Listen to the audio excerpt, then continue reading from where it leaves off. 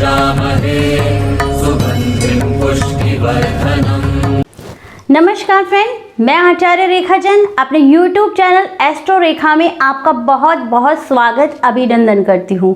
Friend, जैसा कि आपको पता है 21 नवंबर 2021 को गुरुदेव बृहस्पति अपनी नीच राशि मकर को छोड़कर कुंभ राशि में प्रवेश करने जा रहे हैं। वो वहाँ पर 14 अप्रैल 2022 तक गोचर करेंगे। अब फ्रेंड, इस गोचर काल में गुरुदेव कुंभ राशि के साथ साथ 3 नक्षत्रों से भी गोचर करेंगे। अब देखिए, गुरुदेव रहेंगे तो कुंभ राशि में ही, लेकिन चूंकि वो 3 नक्षत्रों को परिवर्तन करेंगे तो उनके प्रभाव भी 12 राशियों के अलग अलग मिलेंगे। अब देखिए, सबसे पहले 21 नवंबर 2021 से लेकर 1 जनवरी तक वो मंगल के घनिष्ठा नक्षत्र में गोचर करेंगे। अब देखिए, आप समझिए इस बात को, आपको इंटरेस्ट भी आएगा और समझ भी आएगा।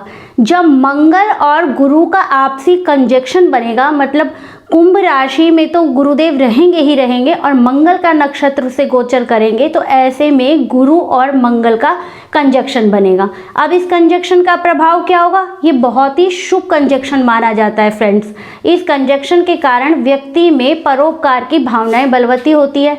इस कंजक्शन के कारण से व्यक्ति धर्म के मार्ग पे चलने वाला, परोपकार का, सबका सहयोग करने वाला होता है। अब देखिए, चूंकि कंजक्शन तो अच्छा है, परंतु कहीं ना कहीं जब मंगल का प्रभाव इसमें आ जाएगा तो ऐसे में व्यक्ति के अंदर कुछ बेचैनी, कुछ घबराहट, कुछ झुंझलाहट अवश्य होती है। अब देखिए, इसके पश्चात 2 जनवरी से लेके 2 फरवरी तक गुरुदेव राहु के नक्षत्र शतभिषा में गोचर करेंगे। अब देखिए, जब गुरु और राहु का कंजक्शन बनेगा तो एक प्रकार से ये कहीं ना कहीं गुरु चांडाल के समान ही दोष क्रिएट करेगा। वैसा तो नहीं, पर उसके लगभग समान ही दोष क्रिएट होगा। अब ऐसे में जब राहु का गुरु के साथ कंजक्शन बनेगा तो व्यक्ति के अंदर कहीं ना कहीं स्वार्थी भावनाएं बलवती होती है। ऐसे में व्यक्ति के अंदर चालाकी उत्पन्न होती है। व्यक्ति जैसे थोड़ा सा तिकड़मबाज हो जाता है, अपने कार्य को किसी एन क्रेन प्रकार ने निकालने वाला बनता है। ऐसे में जब राहु का साथ होता है तो व्यक्ति के अंदर ऐसी भावनाएं बलवती होती है कि किससे मैं क्या छुपाना है, किसको क्या बताना है और किस प्रकार से मैं अपना कार्य निकाल सकूं। अब देखिए, इसके पश्चात जब 3 फरवरी से आगे तक 14 अप्रैल तक गुरुदेव अपने स्वयं के नक्षत्र पूर्वा भाद्रपद में गोचर करेंगे। अब देखिए, इस समय में गुरु का स्वयं गुरु के साथ ही कंजक्शन बनेगा, तो गुरु के गोचर का सबसे ज़्यादा जो शुभ फल प्राप्त होना है वो फ्रेंड्स इसी समय प्राप्त होना है। इस समय गुरु में जब गुरु का करेगा तो व्यक्ति एक प्रकार से सबका सहयोग, सबका साथ, धर्म की भावना, इस तरह की भावना व्यक्ति के अंदर जागृत होगी। अब देखिए, कई बार क्या होता है कि आप इस चीज़ को इस तरह समझिए कि हम अपना काम तो निकाल लेते हैं, लेकिन हमारा काम भी हो जाता है, लेकिन व्यक्ति के अंदर एक चीज़ होती है कि हाँ, हमने किसी के साथ गलत किया था। तो जो ये गुरु में जब गुरु का कंजक्शन बनेगा तो गुरुदेव ऐसी बातें नहीं होने देंगे। व्यक्ति विकास तो करेगा, वो आगे तो बढ़ेगा, लेकिन वो किसी के साथ गलत नहीं होने देंगे। एक तरीके से व्यक्ति धर्म के मार्ग पर सबको साथ लेके चलने वाला होता है। तो फ्रेंड्स, गुरु ग्रह जब ये कुंभ राशि में करीब करीब जो 5 महीने जो करीब करीब गोचर करेंगे, इस गोचर काल में गुरु ग्रह एक बार भी वक्री नहीं होंगे, तो बड़ी तेजी से ये अपने कुंभ राशि की जर्नी को पूरा कर लेंगे। अब देखिए, इस बीच में 24 फरवरी से लेकर 26 मार्च के बीच में गुरुदेव बीच में अस्त भी होंगे। तो फ्रेंड्स, मेरा वीडियो यदि आपको पसंद आए तो उसको लाइक एंड शेयर कीजिए और मेरे चैनल को सब्सक्राइब कीजिए। तो फ्रेंड्स, आज हम अपनी इस वीडियो में बात करेंगे कि गुरु का जो कुंभ राशि का गोचर है उस पर मेष राशि, वृष राशि के ऊपर क्या प्रभाव पड़ने वाला है। तो सबसे पहले हम बात करते हैं मेष राशि की। तो जैसा कि आपको पता है कि मेष राशि के लिए गुरुदेव 9th हाउस और 12th हाउस के स्वामी होके 11th हाउस में गोचर करेंगे। अब देखिए फ्रेंड, मेष राशि के लिए ये गोचर बहुत शानदार रहने वाला है। अब देखिए, पहले से ही शनिदेव कर्म स्थान पर विद्यमान है, मतलब कर्म का स्वामी कर्म में विद्यमान है। तो अब देखिए मेष राशि वालों, आपके कार्य व्यवसाय में तो निरंतर तेजी बनी हुई है और आगे भी कार्य व्यवसाय में ऐसी ही तेजी बनी रहेगी। आपको कार्य संबंधी सारे सुफल प्राप्त होंगे। अब देखिए ये गोचर 9th हाउस का स्वामी चला गया गेन हाउस में।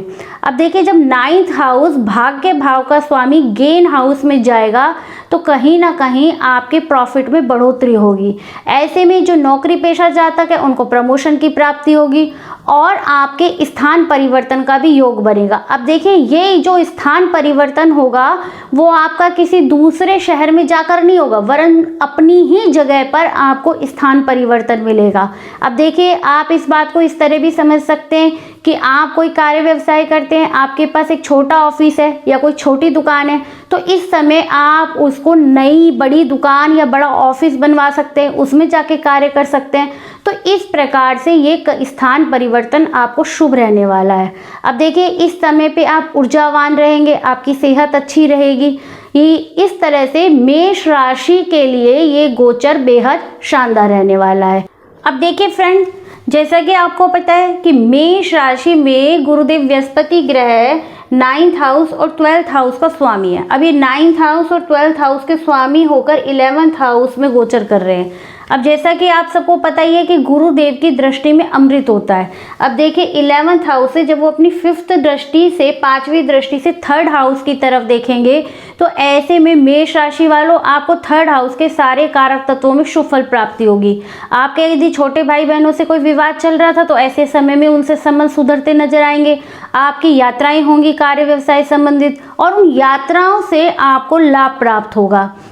अब देखिए फ्रेंड, ये 3rd हाउस हमारे मान प्रतिष्ठा की भी है, तो आपकी पद प्रतिष्ठा भी बढ़ती हुई नजर आएगी।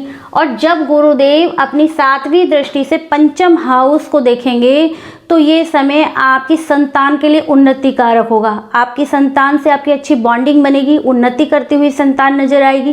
साथ ही साथ आपको लव रिलेशनशिप में भी सफलता प्राप्त होगी। ये बुद्धि का भाव भी है तो आपके ज्ञान का विकास होगा।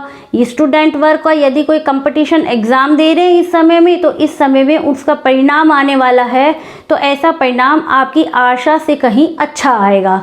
अब देखिए जब गुरु ग्रह अपनी 9वीं दृष्टि से 7th हाउस को देखेंगे तो जीवन साथी से आपके संबंधों में बॉन्डिंग बढ़ेगी। अब ऐसे में ऐसे जातक, मेष राशि के ऐसे जातक जो कि अविवाहित हैं, उनके विवाह के संबंध में चर्चाएं प्रारंभ होगी और उनकी बात भी बन सकती है। तो इस प्रकार से मेष राशि वालों के लिए ये गोचर बेहद शानदार रहने वाला है। तो फ्रेंड्स अब बात करते हैं कि मेष राशि वालों को इस गोचर में सावधानी कब रखनी है। अब देखिए ये 5 दिसंबर से लेकर 1 जनवरी जबकि कुंभ राशि में गोचर के समय मंगल का नक्षत्र घनिष्ठा नक्षत्र में गुरुदेव गोचर करेंगे, उस समय मंगल देव वृश्चिक राशि में होंगे। तो इस समय मेष राशि वाले जातकों आपको अपनी सेहत से संबंधित सावधानी रखनी है कि आपको सेहत से संबंधित कोई ना कोई समस्या हो सकती है। फिर 24 फरवरी से 26 मार्च का समय जबकि गुरुदेव इस बीच में अस्त होंगे, उस समय आपको निर्णय सोच समझ के लेने हैं, क्योंकि यदि उस समय आपने बिना सोचे समझे निर्णय लिए तो कहीं ना कहीं वो निर्णय आपके लिए घाटे के सौदे साबित होंगे। वैसे ओवरऑल देखें तो मेष राशि के लिए ये गोचर शानदार रहने वाला है। तो फ्रेंड्स अब बात करते हैं हम वृष राशि की। तो वृष राशि के लिए ये गोचर के एक विशेष शुभदायक दिखाई नहीं देता। अब देखिए वृष राशि के लिए गुरुदेव अष्टम भाव और 11th हाउस के स्वामी होकर 10th हाउस में गोचर कर रहे हैं। अब देखिए ये गोचर विशेष शुभदायी नहीं है। अब देखिए जब अष्टम भाव का स्वामी कर्म स्थान में गोचर करेगा तो ऐसे में कार्य व्यवसाय में आपको कुछ ना कुछ समस्याएं पैदा होंगी। आपके कार्य व्यवसाय में कुछ ना कुछ स्थिति डावाडोल रहेगी। अब यहाँ पे भाग्य स्थान पर भाग्य के स्वामी शनिदेव गोचर कर रहे हैं, तो ये आपके लिए काफ़ी अच्छा है। शनिदेव यहाँ पे आपकी सहायता करते नजर आएंगे। अब देखिए शनि तो कुछ भाग्य का साथ तो आपको देगा, लेकिन परंतु जब अष्टम का स्वामी 10th हाउस में जाएगा तो वो कार्य व्यापार की स्थिति को कुछ डावाडोल करेगा। अब देखिए फ्रेंड्स, गुरु के इस गोचर के कारण आपको कुछ मानसिक समस्याएं रह सकती हैं। मानसिक समस्याएं आपको कुछ थोड़ा सा मानसिक रूप से आप विचलित हो सकते हैं। अब देखिए इस कारण आप कोई नया कार्य व्यवसाय नया काम करने की भी सोच सकते हैं। अब देखिए नौकरी पेशा जातकों के लिए एक दृष्टांत के द्वारा आप समझने का प्रयास कीजिए कि आप किसी जॉब पे पहले से विद्यमान हैं और वहाँ काफ़ी लंबे समय से काम करें, तो आपके अंदर एक ऐसी भावना ऐसी जागृत होगी इस समय कि मैं काफ़ी समय से इस जॉब पे हूँ, मुझसे पीछे आने वाले लोग आगे निकल गए, मैं पीछे रह गए। तो उस स्थिति में आपका मनोबल डिगमगाने के कारण आप कोई नया जॉब तलाशने की सोच सकते हैं या कोई नया कार्य करने की सोच सकते हैं। वृष राशि के जातक इस गोचर काल में आपको सेहत संबंधी समस्याएं भी रहेंगी। तो कहीं ना कहीं मैं कहूँगी कि ये गोचर आपके लिए अधिक शुभता वाला दिखाई नहीं दे रहा है। अब देखिए, चूंकि गुरुदेव की दृष्टि में तो अमृत है, तो वहाँ पे तो आपको कुछ फ़ायदा होने ही वाला है। अब देखिए, गुरुदेव जब अपने 10th हाउस से रह के 5वीं की दृष्टि से 2nd भाव की तरफ देखेंगे तो आपको पूरे इस गोचर काल में धन की प्राप्ति होती रहेगी। मैं इतना तो नहीं कहूँगी कि आपको बहुत अधिक धन प्राप्त होगा, लेकिन आपको अपनी ज़रूरत के मुताबिक लगातार धन की प्राप्ति होती रहेगी कि बस आपका काम चल जाए। जब जैसे भी आपको ज़रूरत हो, आपको गुरुदेव की सहायता से धन की प्राप्ति हो जाएगी। आपकी वाणी संतुलित रहेगी, कुटुंबजनों में आपस में प्रेम भाव बढ़ता दिखाई देगा। अब जब गुरुदेव आपके यहाँ से 4th हाउस पे दृष्टि देंगे 7वीं दृष्टि से, तो पारिवारिक सुखों में बढ़ोतरी होगी। इस समय में आप इस गोचर काल में यदि निवेश करना चाहते हैं तो आप प्रॉपर्टी में, किसी मकान में इन्वेस्टमेंट कर सकते हैं। ऐसा इन्वेस्टमेंट आगे जाके आपको लाभ देने वाला बनेगा। अब देखिए, गुरुदेव 9th दृष्टि से जब 6th हाउस की तरफ देखेंगे तो ऐसे में आप शत्रुओं पर विजय प्राप्त करने वाले होंगे। कुछ समय के लिए इस गोचर काल में आपके शत्रु शांत होते दिखाई देंगे।